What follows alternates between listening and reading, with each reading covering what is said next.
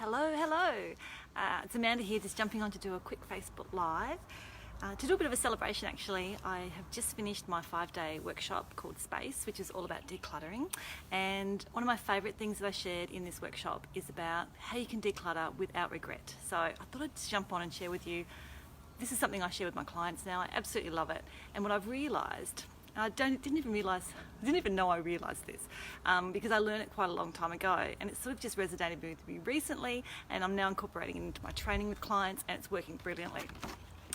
So, the story behind all this. Okay, the topic is how to declutter without regret, and I learned this about 15 years ago when I was moving from one house to another. Now, we were building our home at the time, the home I'm living in now, and we had planned to rent for about 6 months. So we packed everything up, we moved into the rental, and 2 years later, 6 months turned to 2 years. 2 years later, we finally moved. But when we moved into our new home, I had boxed up a heap of kitchen items into about 3 boxes for a temporary move. So I kept what I would need, essential items I'd use all the time for 6 months, and then I put the rest into storage thinking, okay, I'll unpack those and we move. But what happened was, because it took 2 years for us to actually move, I realised I never actually used or needed any of these items in that 2-year period. 2 years. So when we finally moved, I simply just didn't unpack those boxes. In fact, I said to the removalist, hey guys, do you want these, these kitchen items? And they were happy to take them away. I didn't even bother opening them. I figured if I haven't needed them in 2 years, why on earth would I want to bring them into my new house? Plus, my new house had a slightly smaller kitchen than the house I was renting in, so I didn't want to cram the space up. But what they taught me was a very simple lesson in when you have less, it's easier. There's so much more space in your kitchen. It functions better. You can find what you need without having to rummage. Things don't get messed up. And I could let go of those items without regret because I'd lived without them for 2 years. So what I do now when I'm working with clients is say to them, if you're finding it hard to let go, don't worry about those emotions. Just put those excess items that you don't use all the time into what I call a consideration corner. To be considered later on. You don't have to get rid of these items straight away. Don't feel those difficult emotions if you don't want to. So in the workshop this week, it was a lot about obviously efficient decluttering, going through the motions so it's simple and effortless, but also allowing ourselves to enjoy the space once we've decluttered without having to worry or think about the items that we've had to let go of, because that can feel really crappy.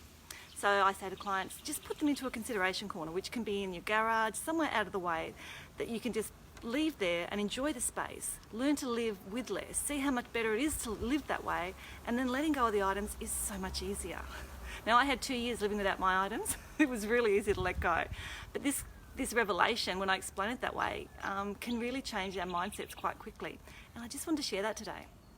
That decluttering can often bring up emotions of guilt, spending money on things that we haven't used, regret, just negative emotions that just feel like crap and can throw us off course and sometimes change our mind in doing the whole thing to start with. So you want decluttering to be easy and effortless. You don't want it to feel horrible.